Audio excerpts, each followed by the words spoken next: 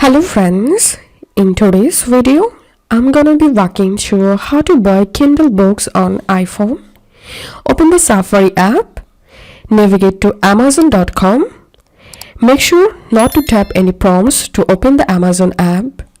Sign in to your Amazon account if you're not already logged in.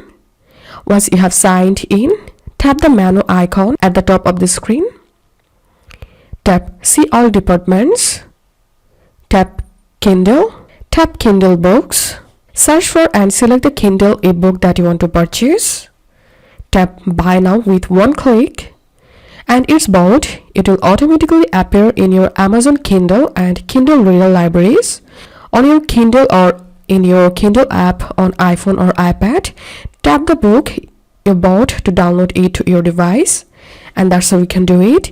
If this video helped you, give a thumbs up and please consider subscribe to 5 Minute Solution.